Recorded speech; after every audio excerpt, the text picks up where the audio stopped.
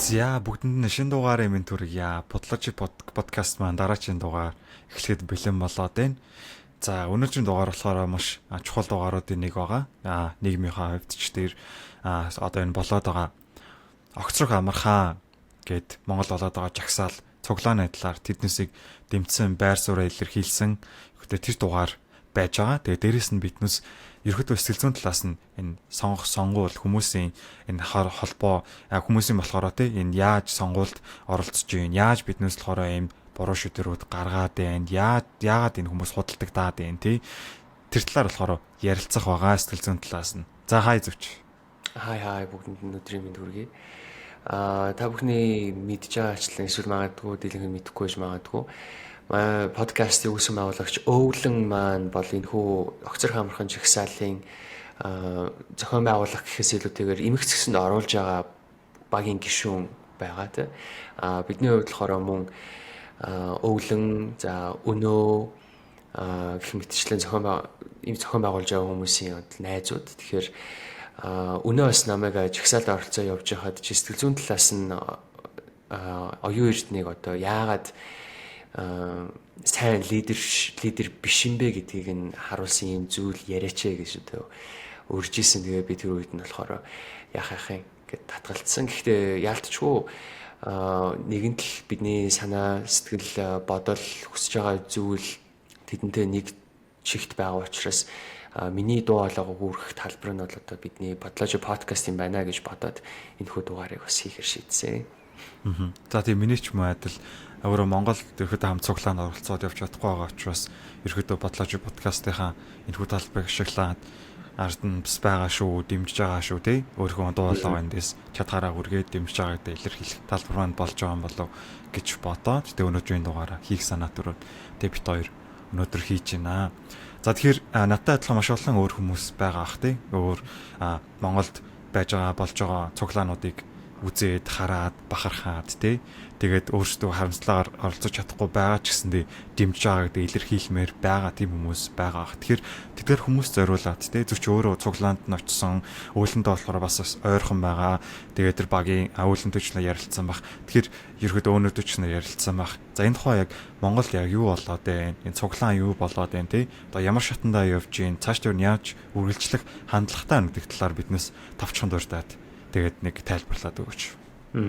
Яг одоо болохоор та одоо гадаад байгаа хүмүүс маань бол арчилсан намыг эвслийн засгийн газраас дүрм зөрчсөн гэдэг шалтгаанаар хасж байгаа гэж мэдж байгаа тийм. Гэхдээ энэ нь цаанаа юу гэсэн үг гэхээр ер нь засгийн газраас ямар нэгэн эвслээс нь нам гарах үед аль эсвэл аль нэгэн сайд огцрох үед бол тухайн засгийн газар тэр шигтээ буудаг. Тэгэхээр цаа тутгаараа бол ерөнхий сайд маань өөрөө хэрэг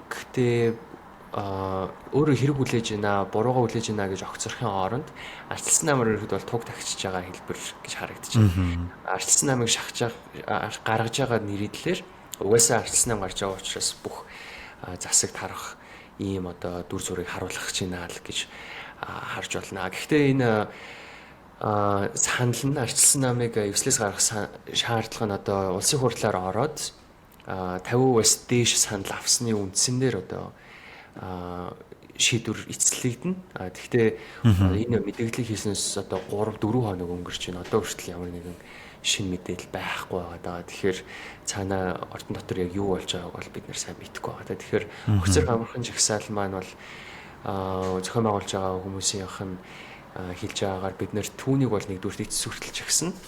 Эцэг болоор ороод шийдвэрлэгдэх ёстой. Дараад нь бол бид нэр энэ зөвхөн одоо оюун эрдэнэ гэдэг ерөнхий сайдын тухай асуудал биш учраас яаж системд нь хуульд нь энэ одоо нэг давтагдаад байгаа pattern бид нэр харагдаад байна шүү дээ. Өмнө хөрс ерөнхий сайд байхдаа огцроо дараад нь ерөнхийлөгч болоо гараад ирсэн. Одоо хүмүүс байгаа нэг айдас болохоор өөртөө оюун эрдэнэ дараа чи ерөнхийлөгч болоо гараад ирэхийг хүч гэдэг юм. Аль эсвэл өөр хүмүүстэй ярихаар бүр дараагийн сонгуулиар угаасаа оюун эрдэнэ ерөнхийлөгч болоо гараад ирнэ харж байгаараа гэдэг ийм итгэл үнэмшилтэй болсон байна. Тэгэхээр бид нар яаж энэ системийг өөрчлөх вэ гэдэг тэр системийн өөрчлөлт рүү бас явж байгаа гэж хэлж байгаа. Одоогоор бол нэг ийм л дүр зураг харагдаж байгаа. За тэгвэл одоогоор тиймэрхүү шийдвэр юмнууд нь гарах га тэрний хадлаа явж байгаа юм байна. Тэгвэл за яг цуглаан дээр яг ямар шүү болж байна тий?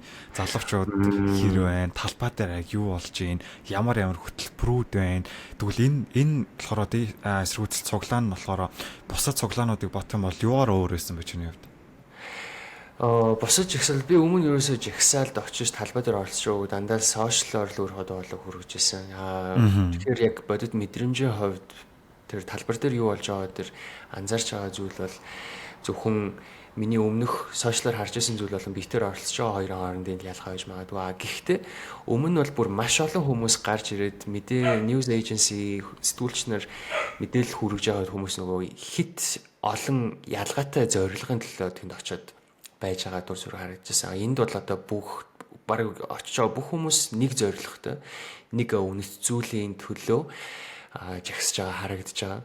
Тэгээд зохион байгуулалтын хувьд өнөө, пүүжээ, өвлөн бүгд бүр маш гайхамшигтай ажиллаж байгаа. Тэд нар яаж жинхнээсээ лид хийдгийг тэнд бүр яруу дотор харуулж байгаа. Яаж аюулгүй байдлыг сахитгийг туршлага дээрээс үндэслээд өвлөн тэнд бүр ингээд төгсгүү сэтгэлтэй хийж байна.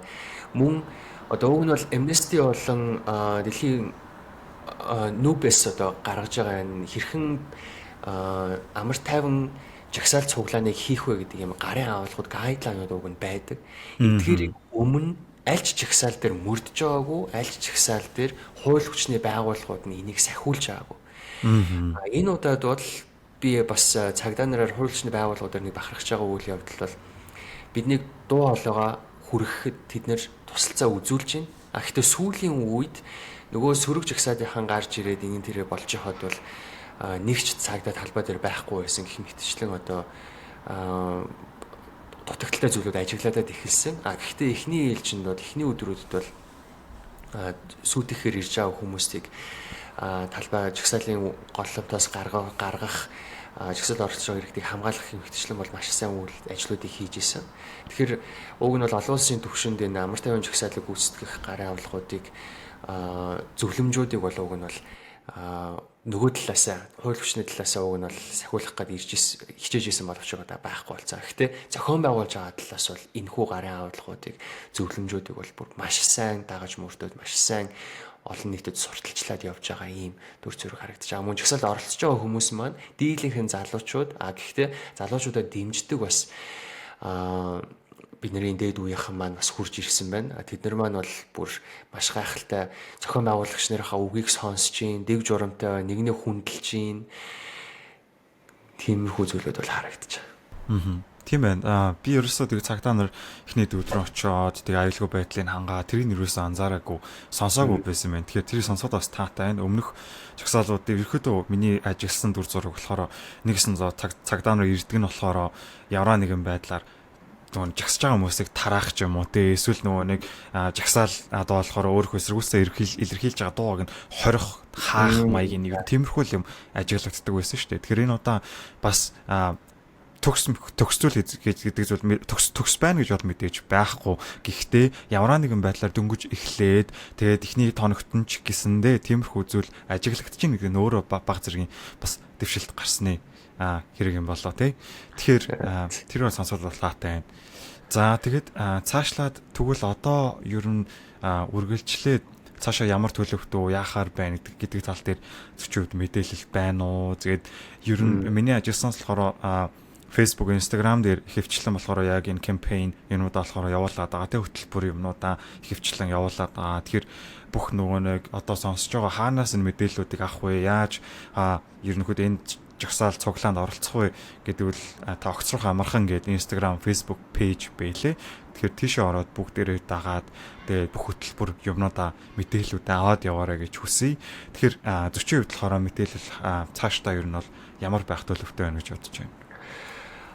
Бид нэр яг энэ нөхцөл байдлыг одоо тууштай байгаад үр дүнд хүрэхгүй бол миний хувьд бол ерөөсөө Монгол тэр чигтээ диктаторшип буюу дарангуул тогтцсон гэж хүлээн зөвшөөрөх ийм үе байгаа. Үүнээс өмнө бол бид нэр тоон хувьд ч тэр олон улсын ардчлалын индексүүдээр ч тэр эрх чөлөөний индексээр ч тэр бүгд ухралттай дандаа нийт орнуудын одоо дунджаас доор явж байгаа тийм энэ бүх эрх чөлөөний ардчлалын үнэт зүйлүүдийн хувьд. Тэгэхээр дээрэс нь бид нэр өдөр тутмдаа тохиолдож байгаа үйл явдлуудаас харж болно. Жишээ нь Оргийнхныг баривчлаад аваад явж байгаа. Мөр сэтгүүлчдийг дарангуулж байгаа. News agency-нууд яаж диктаторийн үгийг зохион байгуулалттайгаар хүргэж байгаа гэдгийг бид нэр сая оюун эрдний хийсэн мэдээлэлээс бас харж байна тийм. За мөн Facebook-ийг сошиал орчныг хэрхэн манипуляцдж байгаа, хуурамч мэдээлэл, худал мэдээлэл, бүр мэдээлэл биш зүйлүүдээр хэрхэн бөмбөгдөж байгаа. За мөн сошиал орчинд олон дагагчтай хүмүүс хэрхэн дуу хоолойгоо худалдаж байгаа гэдгээс бид нэр ерөөсөө бидний мэдэх эрх за тэгээд мөн шийдвэр гаргах энд үйлд хэрхэн хуурамчаар нөлөөлж байгаа манипуляцж байгаа бүгдийг нь одоо dictatorship-ийн симптомууд гэж одоо хэлж болно тийм. Бид нэр бусад өөр олон орны жишгүүдийг харж болно. Филиппин, Индонез, за тэгээ хойд Солонгос, магадгүй одоо Оросын жишээнүүдийг ч бид нэр харж болно. Тэгээ яаж хүмүүс бид нартэй ижлэх нөхцөл байдалд одоо байгаад байна гэдэг.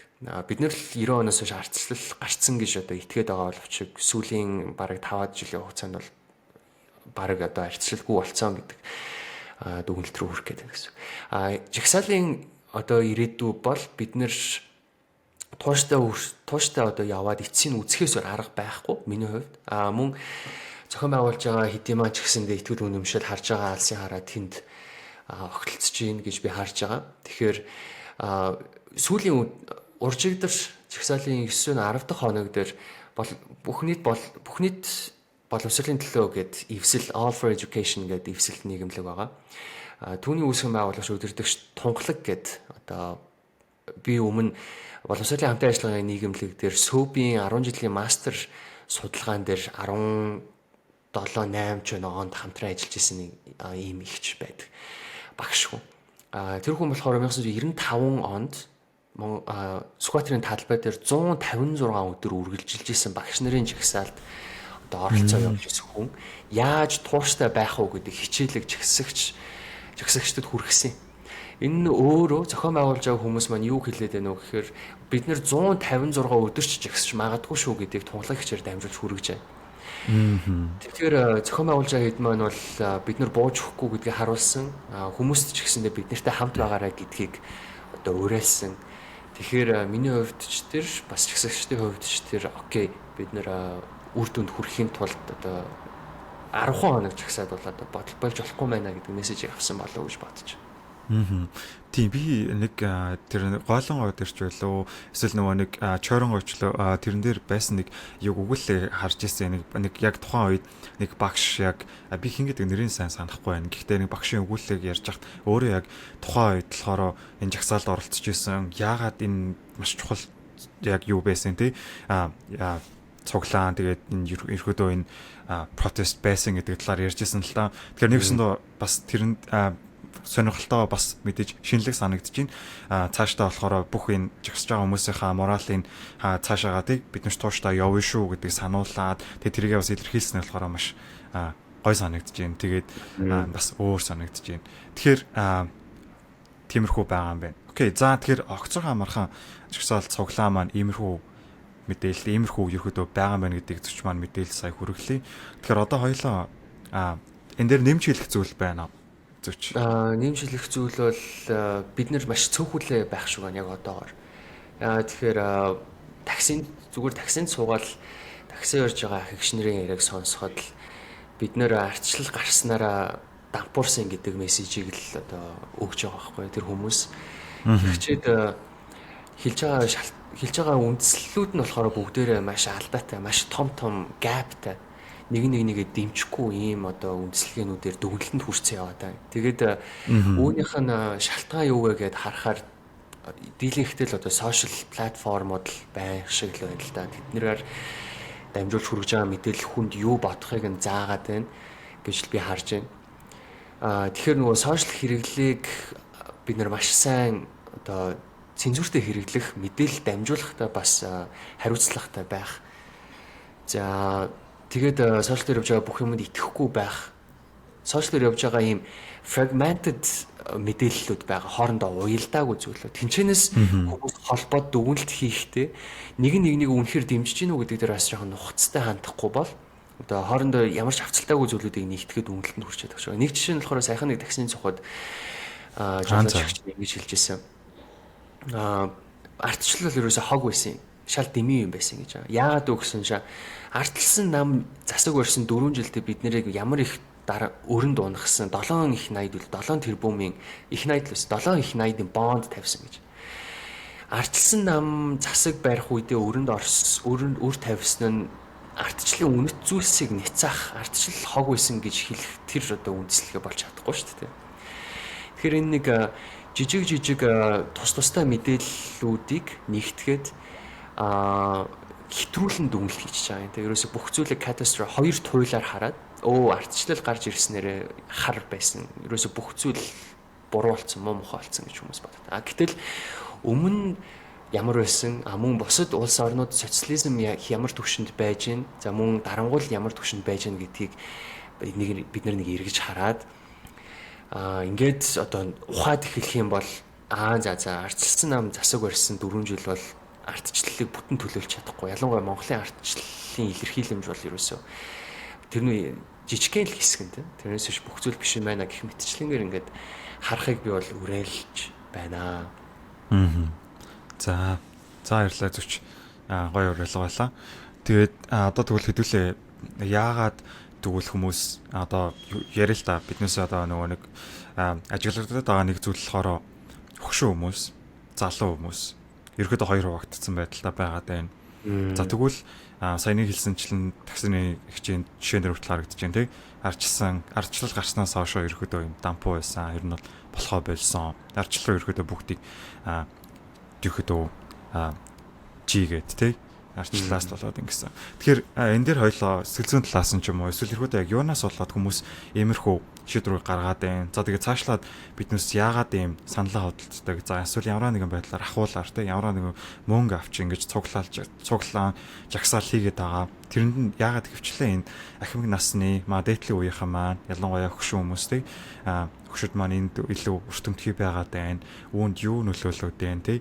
Тэгэхээр энд дээрээс нь зөвхөн эдгээр хүмүүсийг бинээс нэг ажилладаг байгаа зүйл нь болохоор нэгсэн биднес нэг дайсгансан маягтай яриад байна л да. Яг биднээс юуны талаас нь харахад бол тий тухайн зохион байгуулж байгаа хүмүүс мөн тэгээд бусад яг тэр жагсаалд оролцож байгаа хүмүүсийг харах юм бол үнэхээр нөхцөл байдлыг ойлгоод төрөгшин хүмүүсийг үзэн ядна яах нь гэхээсээ илүү яагаад гэдэг талаас нь ойлгоод энэ хүмүүс юунаас болоод ингэж нэгсэн талаас нь харагдаад байгаа. Гэхдээ зарим нэг general public ерөөхдөө ингээд нийгэмд залуу хүмүүсийг бусад одоо яг оролцоогүй ч юм уу ерөөхдөө дэмжиж байгаа яг энэ огцрог амрахныг дэмжиж байгаа хүмүүс байгаад байгаа залуучууд. Гэхдээ тэднээсээ нэг ажиглагдсан зүйл нь болохоор юу байсан бэ гэхээр тэр цуглаанд оролцоогүй ч юм уу эсвэл яхаа тодорхой мэдээлэл авч амжаагүй байгаа хүмүүс нь болохоор нэгсэндээ хөгшин хүмүүс шууд үдсэн ядаад эхэлдэг ч юм уу тий. Эднээс бол миний дайсан эднээс өстой хогийн балиар заваа ингээд иймэрхүү байдлаар нэгсэндээ нэлээд тийм сөрөг хандлагатай дайсгансан хандлагатай байгаад байгаа. Тэгэхээр хэдүүлээ үүн дээр илүү тайлбарлаад тий яагаад биднээс эдгээр хүмүүсийг шууд буруутгахаасаа гадна яагаад эдгээр хүмүүс ийм шийдвэр гаргахад хүрсэн бэ? Юу ийм шийдвэр гаргахад хүрэж ийн гэдэг тал дээр нь илүү хоёлоо анхаарад түүнийг баг зэрэг тайлбарлах гэж хичээе гэж бодож байна. Тий. За тэгэхээр эхний хоёлоо ярих зүйл нь болохоор scarcity mindset буюу яг нэгсэндээ биднээсийн тухайн хүний санхүүгийн нөхцөл байдал, нийгмийн нөхцөл байдал, эдийн засгийн нөхцөл байдал эдгээр хүмүүст тий ядуу байгаад байгаа нөхцөл байдал тухайн хүмүүст яаж нөлөөлж байна, энэ цаашаага яаж мөнгө авч мөнгөд худалдагдах боломж олгож байна гэдэг тал дээр нь яриа л та. Тийм, scarcity mindset буюу хомс байдлын үед хүний тарих тэр шигтэй хязгаарлагдчихж байгааг одоо илэрхийлж байгаа нэршилтэй. Ялангуяа одоо бид нэр Масловын хэрэгцээний онолоос харах юм бол энэ хялбархай ойлгогдно. Бидний хэрэгцээний хамгийн анхны шатны түвшин бол хооллонд аюулгүй байдал, хувцас хунар хэрэглээ анхны шатны хэрэглээний ийм зүйтэй байдаг. Түүний дараа бид нэр одоо нэг боловсрол руугаа одоо нэг цаашаа улсын хорны хөгжил ч юм уу тийм эдгээр зүйлүүдийг анхаарах боломж нь нээгдэж байгаа тийм. Тэгэхгүйгээр бид нэр хамгийн анхны эхний төвшөндөө байгаа үед бол яаж амьд үлдэх үү гэдэг тэр survival mode-н дээр л тархи маань ажилладаг гэсэн үг. Гэтэл тэнд жаахан одоо жаахан хэрэгтэй зүйлүүдийг нь өгөөд авах юм бол хүмүүс бол тэрд ороод баг аваад байх юм автоматжуулсан зүйл нөхцөлд очичоод байна гэсэн үг л тийм. Тэгэхээр одоо дийлэнх настай хүмүүс маань одоо дийлэнх мэлэн хийж мэдэхгүй ба. Гэхдээ одоо нөгөө мөнгө аваад мах аваад хоёр тор хүнс аваад талбайгаас буцаад явж байгаа хөгшчүүлийн хувьд бол бид нэр одоо тэгж харахаас өөр сонголт бараг байхгүй л надад харагдаад байна. Яаж энэ хүмүүсийг энэ төвшөнд байлгаад удаан хугацаанд нь хадгалаад байна гэдэг одоо энэ засаг барьж байгаа хүмүүсийн аргыг одоо гайхаж байна л да тийм. Яаж юм ичгүү сонжиргүй ёс зүйгүй ингэж аашилж чаддаг байна. Яаж энэ хүмүүсийг өрөвдөхгүйгээр өөрийн эрх ашигын төлөө ашиглаж чадж байна гэдэг. Энэ бол ерөөсөө маш олон улс төрчд бол дийлэнхтэй нарциссист байдаг гэдгийг судлаач нар хэлдэг. Тэгээ улс төрч байна гэдэг бол өөрөө ширэн нүүрлэхийн одоо туйлын одоо үзэгдэл. Гэхдээ бид нар бол одоо энэ ингэж хүнийг ашиглаж байгааг нь бол энэ зөвхөн нарциссист хэв шинжийн би хүний хэв шинжээс гадна одоо психопат бараг байж магадгүй гэж шилж болох байсан ийм зүйлүүд надад бол ажиглагдаж байгаа. Хүмүүсийг өөрийн эрх ашигын төлөө амьдралыг нь одоо уландаа гიშгэн байн ашиглаж байгаа байхгүй тийм. Гэхдээ би бол энд ямар нэг онцлогоо хийгээгүй. Энд бол зүгээр ийм байх үец одоо шинж тэмдгүүд үйл явдлууд одоо ажиглагдаад байгаа. За мөн залуучуудыг бас худалдаж авч ийн талбай дээр авчирж ийн гэд харахаар одоо бүгд л энэ зүйл рүү одоо худалдагдж байгаа саналаа зарж байгаа бодохгүй байгаа хүмүүсийн хувьд бол одоо scarcity mindset суурин байна уу гэж би харж байгаа. За тийм энэ тэгэхээр биднээс харуулад байгаа нь үнэхээр тэр хүн энийг сонгосондоо биш энэс өөр арга зам байхгүй амьдралынх нь нөхцөл байдал маш хэцүү байгаа болохоор нэгсэндээ биднээс immediate rewards буюу immediate тийм нөгөө иймэрхүү одоо нөгөө нэг cash одоо жишээл биднээс ярьж байгаа хамгийн энгийн зүйл болох тий шууд цаашдаа ирээдүйд юу болох төсөл ямар нэгэн байдлаар бодлоо иймэрхүү энэ бол абстракт зүйл ахгүй биднээс нүдэнд харж гарт баригдахгүй яг өнөөдөр миний ходоод үлсөөд өнөөдөр өөрөө байж хат тэдгээр зүйлс надаа яг үнэхээр туслахгүй байгаа хгүй өнөөдөр би хоолгүй хоцорч байхад бол тэдгээр зүйлс ямар ч хамаагүй тухайн хүмүүсийн хувьд болохоор маргааш би яаж хоол авах вэ маргааш би яаж өдрөө зогоох вэ гэсэн байдалтай байж байгаа үед болохоор тэр болохоор шууд ерөөхдөө амархан болоод ирж байгаа тухайн хүмүүсийг ахвал ээж ерөөхдөө бодлыг өөрчлөхөд. За тэгээ өндөр болохоор сэтгэл зүйн талаас нь тархин дотор юу болдог талаар хальт дурдъя л да. Би энэ өмнөх маш олон дугаарууд дээр хүртэл ярьж исэн. Ихэвчлэн энэ болохоор developing улс орнууд ч гэсэндээ харж яадаг хөгжиж буй улс орнуудад ядуу буруу орнууд харагдаж идэг. За тэр нь юу байдаг вэхээр бүх улс адилхан ажиглагддаг зүйл нь юу вэ гэхээр биднээсийн нэг адилхан байгаа зүйл нь юу байгаа гэхээр бүгдээрээ болохоор low income буюу нэгс нь бол эдийн засгийн байдал хүнд түүнээсээ шалтгаалаад хүмүүсийн цалин орлого болохоор маш бага. За тэгснээр яаж юм гэхээр ядуу байгаад байгаа. Тэгэхээр ядуу байна гэдэг нь өөрөө цаашлаад юу болж ийнө гэхээр маш их стресс асуудлуудаа нүрт болно гэсэн үг. Амьдралын асуудлууд, гэр бүлийн асуудал, өдөр тутамдаа маш их стресс асуудлууд үүснээрээ хүний бие физиологи сэтгэл зүйн хувьд болохоор маш их дарамт нь ерөөдөө хүмүүст байдаг гэж хэлж болно. Тэгэхээр биднээсийн тархин дотор болохоор яг тухайн үед юу болдог вэ гэхээр биднээсийн frontal lobe буюу ирээдүгөө бодох, ирээдүйд яах вэ, планинг хийх. За жишээлбэл биднээс одоо ямар нэгэн зүйл short term rewards буюу одоо байгаа тэр нөгөө нэг аз жаргал авах тэр зүйлсүүд одоо байгаа эсвэл ямар нэгэн байдлаар ирээдүгөө бодож өнөөдрийнхөө энэ аз жаргалаа хөөсөн шийдвэрүүдийг хязгаарлах механизмаа нэгсэндээ үгүй болчихж байгаа гэж хэлж болно. Маш олон судалгаанууд үүнийг болохоор харуулсан байдаг. Бүр биднээс тархины тэр хэсэг нь унтарчдаг гэж хэлж болно. Тэгэхээр яасан байх нь вэ? Энэ хүмүүс аль хэзээний иймэрхүү нөхцөл байдал байгаад ядуу буруу байгаад аль хэзээний асуудалтай байгаад байгаа хүмүүс нь тархин өөрөө тэгж зөв шийдвэр гарах чадамжгүй болох хэмжээ хүртэл байгаад байгаа учраас нэгдүгээр биднээс энэ хүмүүсийг шууд таанаас муусаа тарихгүй юмнууд яаж бодохоор энэ юмыг дэмждэг байна тэнийг юм уу гэж шууд хэлж болохгүй байгаа. Тэгэхээр биднээс яг эхлээд тэр хүмүүсийг буруутгаж үзэн ятгахаа өмнө нэг тунгаагаж бодоод юу энэ хүмүүсийг ийм шийдвэр гаргахад хүргэж гин гэж хоёр дахь ер нь бол нэг бодож үзэж байгаарай гэж та бүхэн болохоор сануулгын үгэн дээр хүсэж байна. За тэгээд цаашлаад явъя. За. Энэ дээр нэмээд нэг зүйл хэлэхэд бид нар одоо юуны Kahneman Tversky хоёрын номон дээрээс танилцсан байж магадгүй risk aversion гэдэг ойлголтоо бид нар эрсдлээс зайлсхийдэг. Ялангуяа нас яваад нейронуудын холбоос одоо пластикжаад ирэх үед бидний тарих юу гэж хүсдэг вэ гэвэл маш амархан хамгийн хурдан хамгийн тодорхой зүйлүүдийг хүсэж эхэлдэг. Тэгээд таамаглаж болох үс зүйлүүдийг бас хүсэж эхэлдэг. Өөрчлөлтөнд одоо resistant болно гэсэн үг шүү дээ. Өөрчлөлтөөс айж эхэлнэ. Яагаад гэвэл нэгдүгürt өдний хүртэл одоо амьдрсан үеийн амьдрахтаа одоогийн системдээ яаж дасан зохицох уу, яаж амьд үлдэх үү гэдэг, яаж амжилт олох уу гэдэг зүйлүүдийг тарих одоо бодсоор ирсэн. Гэтэл түүнийг нь өөрчилсөн үйл явдлууд гараад эхлэх юм бол түүнээс айн тий бид нэр эрсдэл хүлээж магадгүй болоод байна. Яаж цаашаа дахиад өөрөөсөө маш их энерги маш их одоо хүчин чармаалт гаргаж шинэ орчинд дасан зохицох юм гэдэг ийм асуудал үүснэ. Дээрэс нь өдний хүртэл одоо амьдралаа босгох гэж амьдралаа босгохын тулд нөгөө үүсгэсэн холбоо сүлбээс танил талууд, найз нөхөд гэх маш олон зүйлүүд бид нэр хүрээлж байгаа. Тэднээс нүрэ боруулах уу? Эсвэл түүнээсээ болоод шин зүйлийг дэмжснээсээ болоод одоо байгаа нөхцөл статуснаас хөөгдөх, халагдах, хасагдах, хүрээллээс жигдэх ийм аюулууд бас хүлээж байгаа тэдгэр хүмүүс. Тэгэхээр энэ нь бүр ингээд ирээдүйн баталгаагүй жагсаалд нэгдээд явахыг нь одоо оролж чадахгүйц байх уу гэхээр бас хэцүү болоод эхэлж байгаа тийм. Хүмүүсийн хувьд бол бидний ах эгч нарын хувьд бол тэгэхээр бид нар бол ойлгож байгаа. Энэ бол маш их эрсдэлтэй, ирээдүйд яах нь мэддэхгүй, бид нар 157 хоног жагсаат үр дүнд хүрэх үгүй мэдэхгүй байхад одоо тэр хүмүүсийг нэгтгэхгүй байгааг нь буруу шаахад бол маш хэцүү. Бид нар бол залуу байна, цаг хугацаа байна, нас байна, энерги ирч хүч байна. Оройн унтаад өглөө ирч сэрэхтэй ямар ч асуудалгүй байж магадгүй, олон хоног хоолгүй явах чадал нь байж магадгүй. Гэхдээ нас явахын хэрээр энэ бүх боломжууд хязгаарлагдаад ирж байгаа учраас яалтчгүй одоо нэг ийм бас ялгаа үсээд байгаа ч болохоор байгаа тийм.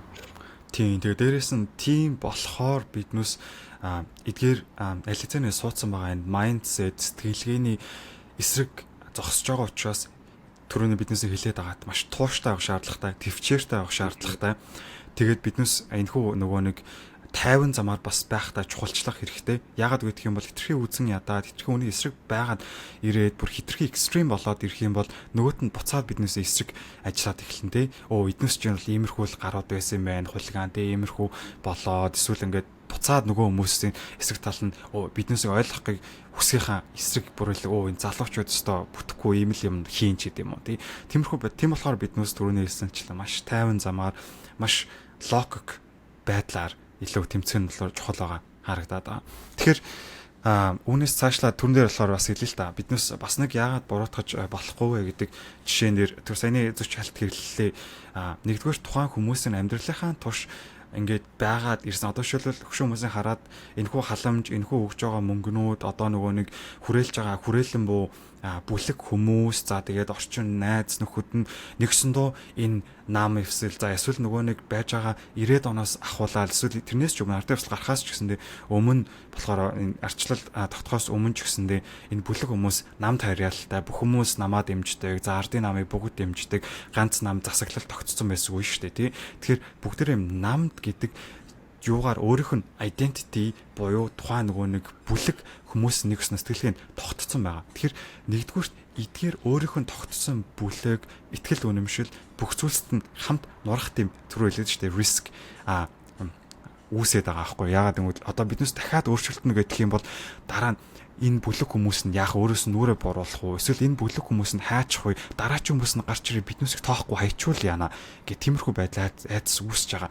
Тэгээ миний нөгөө талаас бас нэг харж байгаа зүйл нь болохоор биднээс хөшөө хүмүүсээ ингээ буруутгаал эдгээрийг яагаад дэмжиж байдаг юм бэ гэд би яг бодиттой тал дээр үнэхээр хараад ирэх юм бол нөгөө л нэг хорооны хөгшчүүлийг цуглаж хамтд нь нөгөө нэг тим нөгөө нэг community маягийн зүйл үүсгээ цуглараал янз бүрийн нөгөө нэг ивентүүд зохиод одоо биднес нөгөө нэг маш олон ивентүүд зохиод байна шүү дээ. Залуучууд хөдөө гарья, кофе цуглая ч гэдэм үү, эсвэл янз бүрийн клуб явъя, янз бүрийн хөгжмийн фестивал ч гэдэм үү. Тиймэрхүү бод тэднээс залуучийн хоорондоо ингээ community үүсгэх, нэгсэндөө хэрэгсэл бүлэг үүсгэх, ямар нэгэн бүлэгт хамааралтай мэдрэмж төрүүлэх зүйлс болохоор нийгмийнхаа нэг хэсэг болжиг мэдрүүлж байгаа нэг хэсэг болоод байгаа. Тэнгүүд нөгөө талаасаа хөгшчүүлийн тиймэрхүү орчнууд хаана байна гэдэг үзэх юм бол биднес нийгэмд ингээ хараад үзэх юм бол би тэрийг найлт нөгөө нэг юуны саранчлон хүчийн та хоёрыг ярьцгаас харж байхад ч гэсэндээ тий биднээс энэ хөгшин хүмүүс зориулсан тийм орчин маш хязгаарлагдмал байна. Тухайн хүмүүс өөрсдөө орлого олох боломж нь нийгэмд хэр байгаа вэ? Хөгшин хүмүүс гээд биднээс ажил хийх боломжгүй, ажлын газрууд хинж авахгүй. Яг үнийг хэлэхэд тэр үнийг нийгмээс тоож байгаа зүйл энэ намуудын мөнгө өгч байгаа хүмүүсээс өөр хүмүүс байна уу гэдэг нь өөр асуудал болоод ирж байгаа байхгүй. Тэгэхгүй яах юм бэ? Угаасаа өөр хинж тоохгүй байгаа. Харин энэ намуудын энэ хүмүүс тухайн хүмүүсийг тоож, байнгын үйл ажиллагаанууд зохиож, намын тарих угаах үйл ажиллагаач гэсэндээ тийм зоригтойгоор хэдий тийм зүйл болж байгаа ч гэсэндээ тухайн хүмүүс би энэ хөшчүүлтэйгээ хамтдаа цуглараад нэг газар очоод энэ буруу зүйлийн төлөө байсан ч гэсэндээ иймэрхүү тийм бүлэгт хамаарагдах тийм нөхцөл байдал орон зайгийн энэ буруу хүмүүс олгоод байна гэдэг тал дээр бас биднес харах хэрэгтэй байгаад байгаа. Тэгэхээр үнэхээр биднес бороотгож чадахгүй байх тэр хүмүүсийг ганц бүлэгт хамааралдах identity-гээ бий болгох эсвэл өөрийнхөө үн цэнтэйгээр мэдэрч байгаа хэсэг нь энэхүү нөгөө мөнгө тарах уулзалтууд эсвэл нөгөө толгойг нь угаах уулзалтууд байгаад тэг бусад аргаар биднес юм нийгэмд байрлах, орон зай, орлого олох боломж тэгээ тиймэрхүү нөхцлүүдийг хангаж өгөхгүй болохоор бас үнэхээр хэцүү тий яг. Энэ яг нэг настай хүмүүсийн яагаад бидэндээ нэгдэхгүй байгаа тухай одоо подкаст болох гэдэг. Гэхдээ нэмээд дахиад нэг юм хэлэхэд энэ насан туршийн боловсрал гэдэг зүйлийг одоогийн засаг барьж байгаа, хууль тогтоож байгаа хүмүүс маань сүүлийн 35 жилийн турш яагаад тоо үгийн нэг илэрлэл нь бас байж магадгүй гэж би харж байгаа. Яагаад тэгэхээр ардчлал гараад 35 жил болж байхад одоо хүртэл ардын намаа социалист засаглалтай байх үеийнхнаар нь бодоод дэмжиж идэг хүмүүс байгаад байна. Нөгөө миний саяны хэлдэг жишээ авсан таксины эгч маань юу гэж хэлсэн бэ гэхээр Оросын үрийг хэн дарсан бэ гэж надад асууж байгаа. Өөрөөр бол ардын нам чинь өнөөгийн одоо бидний өргүү байгаагийн шалтгаан. Дээрэс нь анх 21 онд хувьсал гараад ардын нам засаг барьснаас хойш бид нэр өдий хүртэл өсөж дэвцсэн гэж байна. Өдий хүртэл Монгол орон өсөн төвчих тэр бүтээн байгуулалтыг бид нэр Оросын тусламжтайгаар авахд гол үүрэг гүйцэтгэсэн нам чинь ардын нам шүү гэж байгаа байхгүй. Энэ нь одоо 35 жилийн турш хүн өсөөд хөгжөөд амьдарч явах үедээ ардчилсан засаглалынхаа үнэт зүйлсийг хүлээн зөвшөөрөхгүй байгаагийн өдий хүртэл 35 жилийн өмнөх амьдралдаа уяатай байгаагийн одоо илэрлэл гэж би харж байгаа байхгүй. Тэгэхээр яагаад энэ ардчилсан нийгмийн боловсролыг ардчилсан үнэт зүйлсийг дээрэс нь шин мэдээллээр хүмүүсийг хангахгүй байна гэдэг. Ардын нам Оросын үрийг дарсан нь ерөөсөө ч одоо гавья угнал биш шүү дээ тийм. Хийсэн ажлынхаа би одоо хүнээс мөнгө зээлсэн бол түүнийг төлж дуусгах чинь миний үүрэг шүү дээ. Хийх ёстой л үүрэг нь тийм. Хийх ёстой зүйл тийм. Гэтэл түүнийг ингээд алтар гавья 100 метр хүлээж аваад байж гин гэх мэтчлэн ингээд тэгээ дээрэс нь би цаашаагаа лавшруулад асуугаад тэр хүн болохоор би одоо өдөө хүртэл 36 жил би өөрөө бас судлаач хүн л дээ 36 жил судалгаа хийлээ гэж байна. Тэгэхээр би та ямар төрлийн судалгаа хийдэм бэ? Улс төрөө социологоо гэдээ асуугаар би та нартай ийм юм ярмаар өгөн та нарын үеийнхэнтэй ийм юм ярих сонирхол байдаггүй гэж байгаа юм. Энэ өөрөө нөгөө нээлттэй юмд нээлттэй хандах шин мэдээллийг хүлээж авах тэр одоо тархины суур хүлээн авах механизм баг байхгүй байгаа юм шиг надад санагдаж байгаа байхгүй.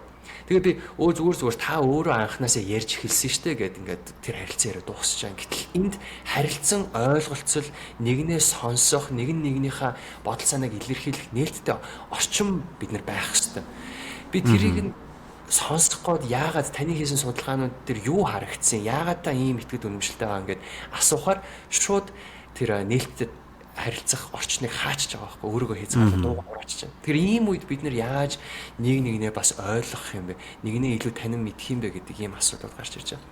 Бид нар өөрчлөлтөнд нийгэм маань улс орн маань нэг зорилгын төлөө явхад бүх хүн нэг зүйлийг боддог, бүх хүн нэг зүйлд итгэж үнэмшдэг байх шаардлагагүй. Хэрвээ тийм болчихсон бол эргээл нөгөө социализм, эргээл нөгөө дарангуул руу бид нар орчинтэй. Тэгэхээр бид нар өөр зүйлийг хардаг, өөр зүйлийн төлөө явдаг байж болно. Гэхдээ нэг нь ойлгодог, сонсдог тэр орчин бүрэлдсэн байх хэрэгтэй байтал одоо нөхцөл байдал дээр ийм нэгнтэйгээ ярилцж чадахгүй, мэдрэмжэндээ хөтлөгдөөд танай үеийнхэн ийм зүйл ярих сонирхол байхгүй, та нар бол тустай бүлэг гэдэг ингээд одоо ялгуурлал үүсцэн тий насаа одоо өөрөөр нэг чи эйжизм гэж хэлж байгаа шүү. Залуучууд юу ч ойлгохгүй эсвэл хөгшин хүмүүс юу ч ойлгохгүй мэдэхгүй штэ гэдэг ийм хандлага одоо тогтцсон байна л та тий.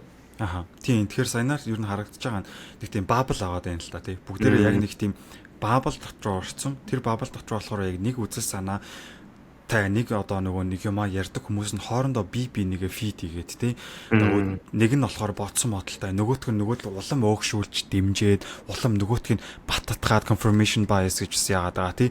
Бодсон юм нь болохоор цаанаас нь улам лавшруулж нөгөөх нь яагаад биднээс хэлдэг штэ худгийн мэлхий эзэж далаа ямар гэдгийг мэдхгүйгээд тэгдэг тий. Тэгэхээр тэрнтэй яг адилхан бүгдээрээ яг энэ олон нөгөө нэг слэс мөс ахуулаад энэхүү хан нь нөгөө нэг бабл нь бүр болохоор хан хэрэм болоод бигчсэн тэрийг одоо юу нээхэд болохоор маш хэцүү. Тэгэхээр тийм болохоор тууштай биднээс явах хэрэгтэй. За тийм болохоор ерөөдөө саяны хэлээд байгаа энэхүү gap яг саяны хэлж штэ шууд нөгөө хан хэрмийн орох за тэгвэл та энийг ярилтаа тэнгуут нөгөөт хан хэрмийн нэвтэлж чадахгүй шууд би та настай бол ярихгүй. Тэнгуүтлэл яг нөгөө нэг өөрийнхөө нөгөө нэг бабл дотроо байгаа хүмүүстэйгээл нөгөөтгөө ярангуй нөгөөтөл нь тийштэй ч юм үнэн штэ гэж явж идэг тий.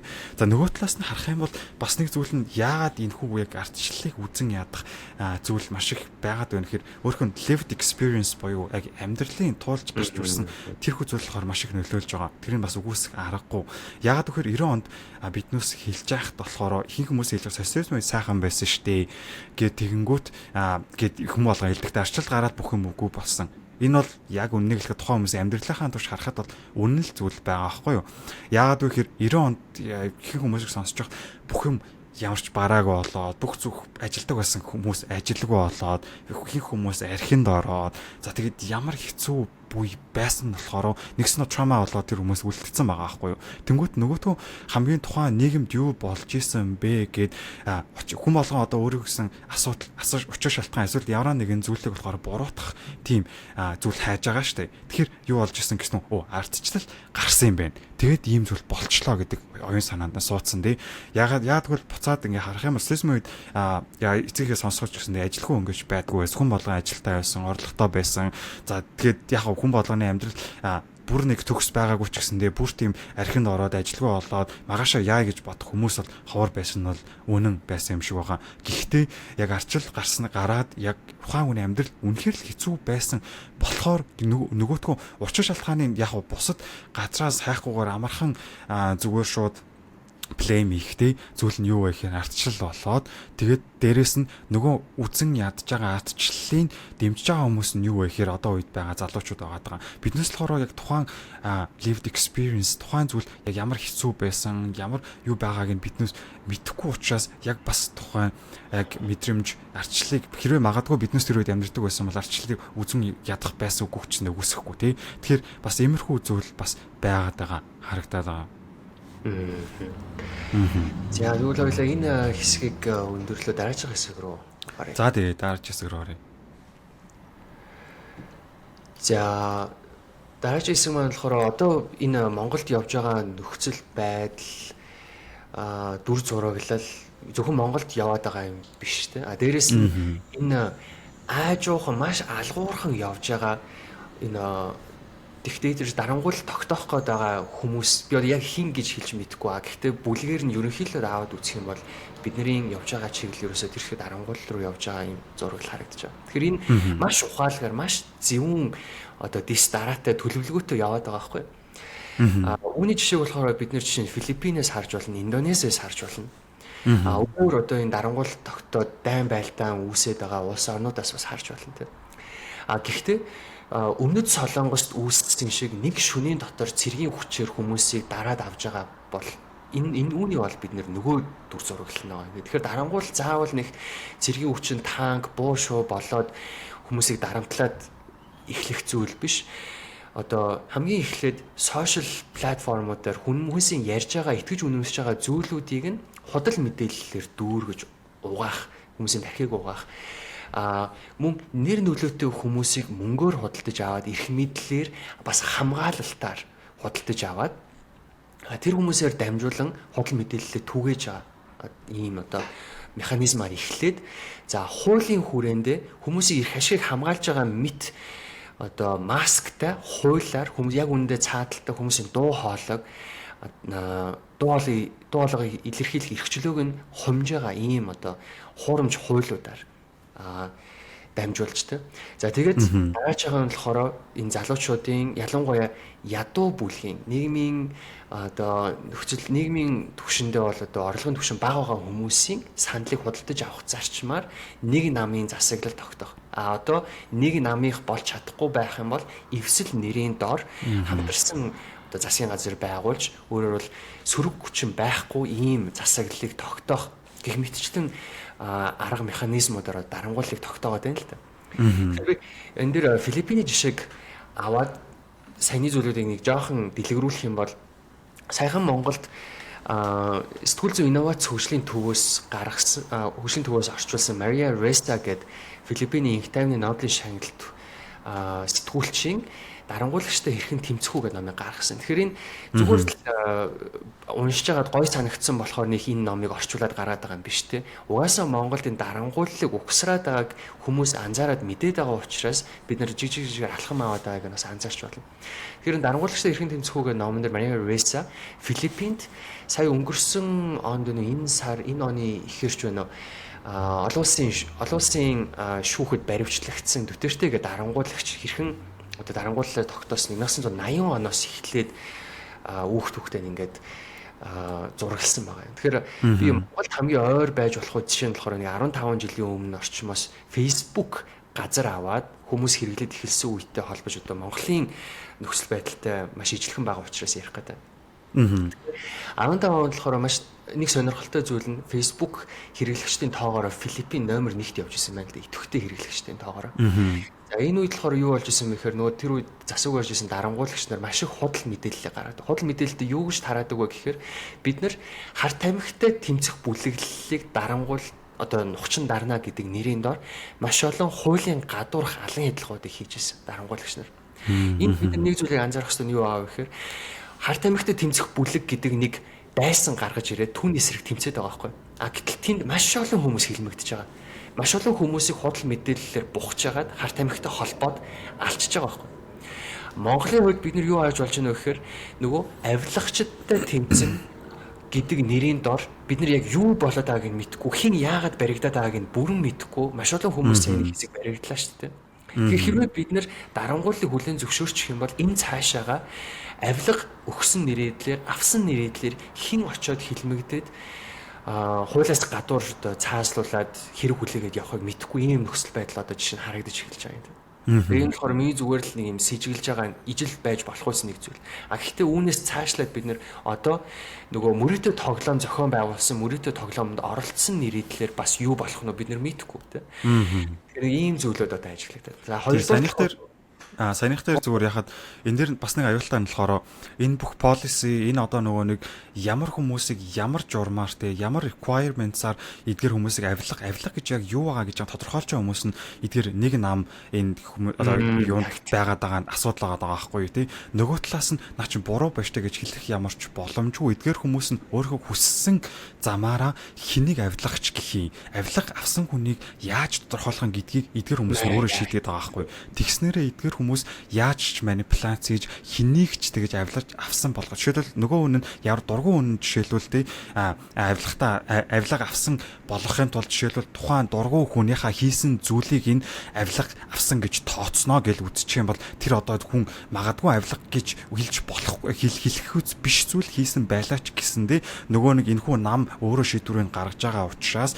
тухайн авилгач болоод тэр хүнийг шууд дараад авчиж байгаа гэсэн үг байхгүй тий Яг тийм энэ л одоо өөрө хилмигтүүлэлчүүд бид нар ууг нь бол хилмигтүүлэлтийн маш гашуун туршлагатай дурсамжтай арт түмэн түүнийг нь илэрхийлсэн хөшөө одоо барилгачсан талбай дээр байж байгаа. Хаасаагүй л шүү дээ тий. Тийм тэгэхээр бид бол энэ шин зүйл биш бидний хувьд. Тэгэхээр энэ дээр бид нэр улам илүү нягхуур байх хэрэгтэй илэрхийлж байгаа. За хоёрдугаар болохоор сошиал орчинд олон дагагч авна гэдэг нь нэг талаараа олон дагагчтай хүний хувьд бол гоё зүйл мэт боловч эсрэг талд нь дагж байгаа хүмүүст нэг эрсдэл үүсэж байгаа нь тэр хүн худалдагдах уу үгүй юу гэдэг дээр бид нэр баталгаатай байж чаддгүй. Яа тэгэхээр жишээ нь Филиппиний хувьд болохоор маш олон дагагчтай группүүдийг зорилготойгоор үүсгэж байгаа. Нэг хүн дор хаяж 100 групптэй гишүүнчлэлтэй групптэй тийм. Тэр группээр эхлээд маш сонирхолтой зүйлүүдээр онлайн шоп ч юм уу аль эсвэл хөгжилтэй видео бичлэгүүд хийж хандлтаа өсгөж жагаад сүүлд нь алгуурхан аажмаар улс төрийн холбогдлолтой нэг намыг дэмжсэн сурталхуулгуудыг шингээсэн мэдээ контентуудыг үйлдвэрлэж эхэлдэг. Энэ нь явсаар агаад тэр групп тэр чигтээ худалдагдаад нэг улс төрийн гишүүний парламентын гишүүний хуудас болдог гэсэн нэг намыг дэмжих бүлэг болоо. Энд бол цаана худалдагдчихж байгаа. Тэгээд бүр яваанда явсаар байгаа тухайн намын эсвэл засгийн газрын медиаг хариуцсан одоо захирал махирлаар томилогдоод эхэлж байгаа байхгүй. Энэ бол Филиппин тохиолдсон жишээ.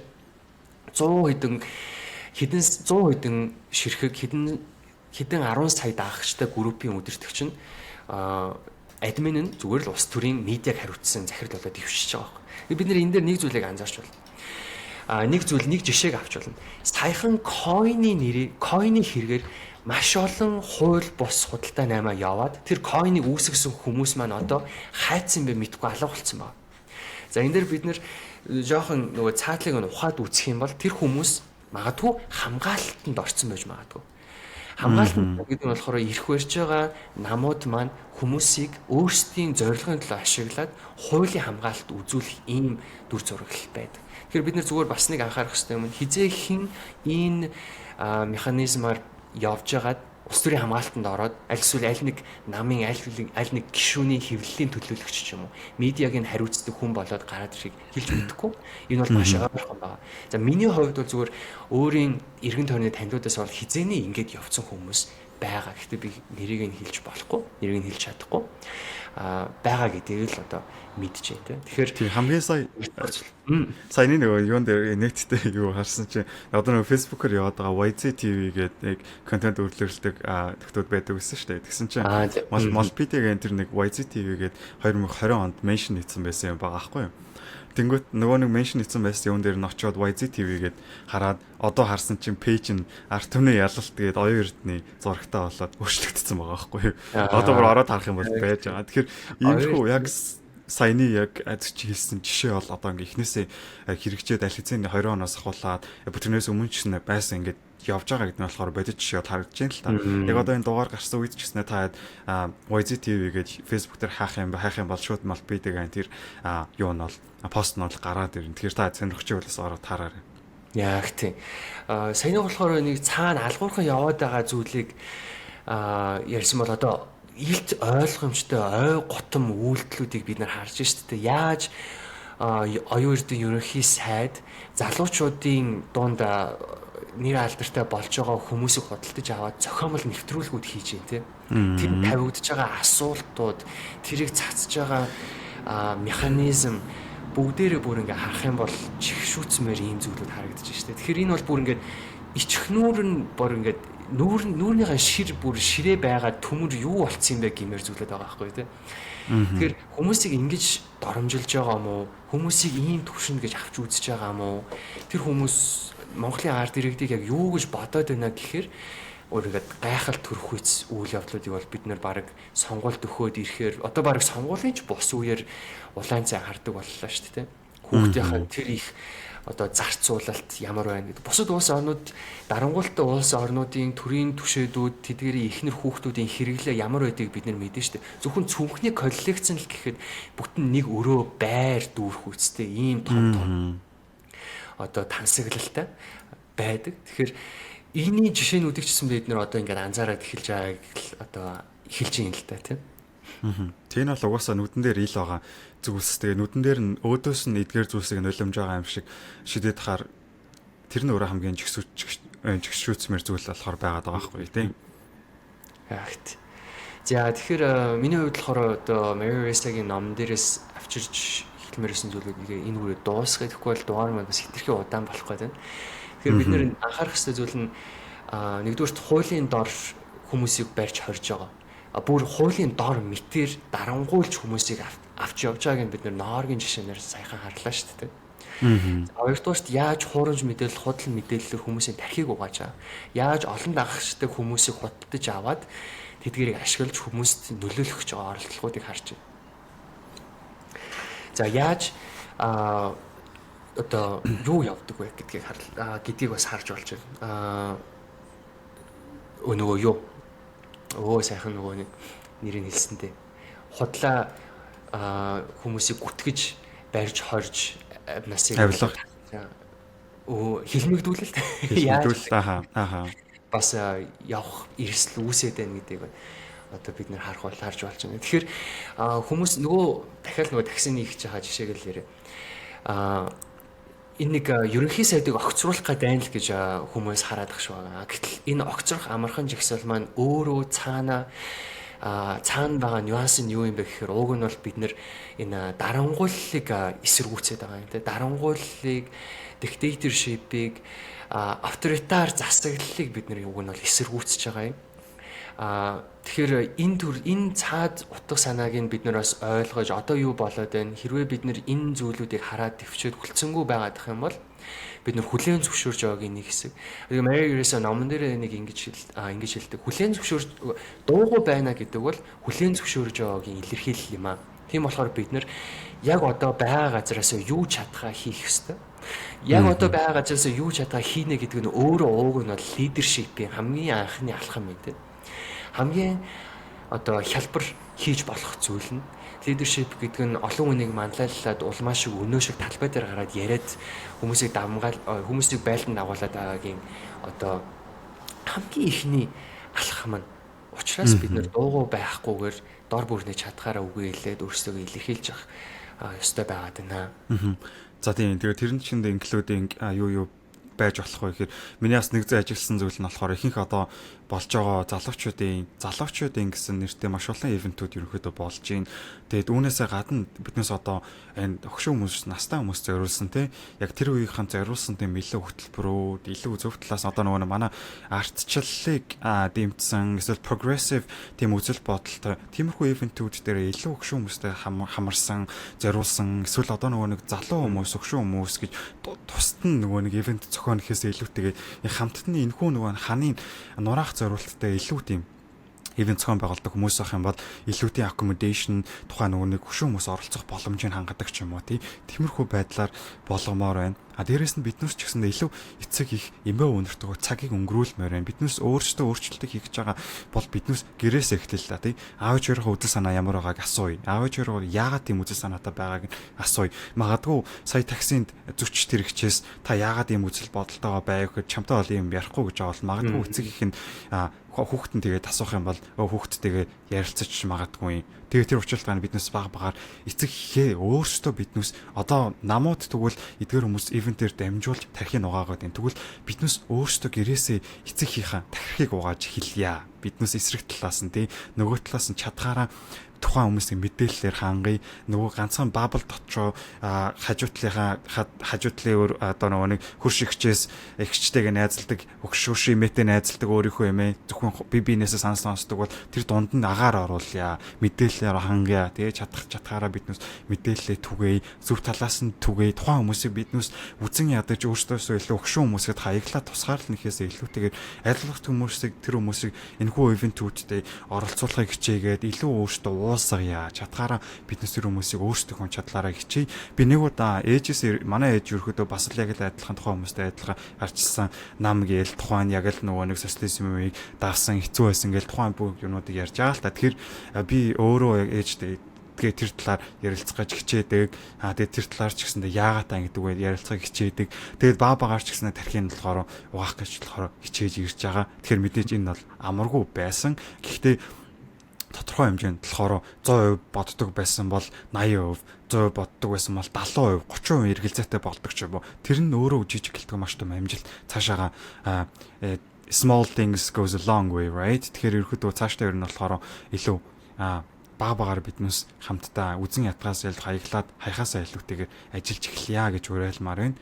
Тэгэхээр энэ хүрээд ерөөдөө ингээд өндөрлөө. За сүүлд нь зүч хэлэх зүйл байна уу? Дахиад нэмж. Мэдээж социалист итгэл үнэмшилтэй хамтын одоо нийгэмлэг итгэл үнэмшилтэй хүмүүсийг бол би буруу та нар энэ тухай ярьж болохгүй гэж бол ерөөсөө бид нараас хэлээгүй шүү гэдгийг хэлээ. Би хэлэх хэрэгч бид нарт байхгүй. Яагаад гэвэл улс төрийн засаглалын үед засаглалын тухай яриад эхлэх юм бол бид нэр туйлын үннийг одоо хүртэл мэдэхгүй л явж байна тийм. Гэхдээ бид нар одоо нөгөө YouTube-д ирээд Жишек Петерсон хоёрын одоо энэ нэг democracy юу аль эсвэл социализм уу гэдэг юм дебет байдаг. Тэрийг бас нэг үзээд хинийхэн талд орох уу гэдгээ бас дотооддоо үнэцүүлсийн хувьд бас бодож нэг шүүлтэнд оруулах нь хэрэгтэй байж магадгүй. Тэгэхээр тэр зүгээр нэг жишээ шүү. Ийм төрлийн хэлэлцүүлгүүдийг мэтгэлцээнүүдийг бид нар бас сонсож болох бах. Тэгээд хамгийн гол нь өөрөөсөө асуух юм нь болохоор би яг юу хүсэж байгаа хүн юм бэ те? Би ямар нийгэмд, ямар орчинд аз жаргалтай амьдрах чадах уу? Ямар орчинд би одоо өсөн дэвших уу? Өөрийгөө бүрэн харуулж чадах уу? Хин нэгнээс айхгүй, эрх чөлөөтэй байх уу? Хэрвээ эрх чөлөө гэдэг таны хувьд чухал зүйл мөн бол те ямар нийгэмд нь би ийм эрх чөлөөтэй байх уу?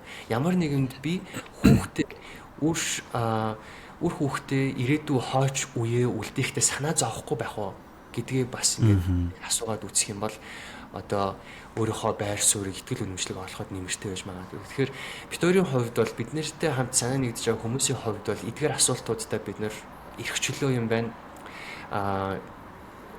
Дуу хоолойгоо хүснээрээ хүрэгдэх хин нэгнээс юу ярьснаасаа болж хин нэгнээс айдаггүй нийгэм бол бидний аз жаргалтай амьдрах, үр хөвгтөө өсөхийг хүсэж байгаа нийгэм муу юм байна гэж одоо дүгнж байгаа учраас энэхүү зүйлүүдийг ярьж энэ дугаарыг хийж байгаа. Тэгэхээр хэрвээ бидний ярьж байгаа зүйлийг буруу та нар бол тэнэг мангарууд гэд шүмжилсэн ч болно, комент хэсэг дээр биднийг үзэн ядсан ч болно. Гэхдээ түүнээс бол бид нэр айхгүй, бид нэр санаа зовхгүй, итгэл үнэмшлийн хадлыг үнэцүүлэх хадлыг бол бат зогсон хэвээр авах болно. Тэгэхээр ингэж л одоо хэлмээр төгсгөлт нь. Та бүгд ч гэсэн өөрийнхөө итгэл үнэмшил, үзэл бодол дээр бат зогсоорой. Тэгээд хэдүүлээ хамтдаа огц руу амархан тэгээд үргэлжлүүлээд бүгдээрээ тууштай тэмцлээ болохоор өөрсдөө дор дороо чадхаараа үргэлжлүүлъя. Тэгээд бүгдээрээ огц руу амархны сошиал медиа хаягуудыг дагаарай. Юу болж байгаад маш сайн анхааралтай ажиглаарай, тий. Тэгэхээр яг одоо биднүүсийн ажиглах цаг нь ирсэн, оролцох цаг нь ирсэн, өөрчлөх цаг нь ирсэн. Тэгэхээр бүгдээрээ хамтдаа нийгмийг энэхүү муухай авилга, хэл ахвал ялзарсан нийгмийг хамтдаа өөрчлөхын төлөө хичээцгээе гэж уриалмаар байна. За тэгээд энэ үрлээ хүрээд Podlogic подкастын маань энэхүү дугаар өндөрлөлөө.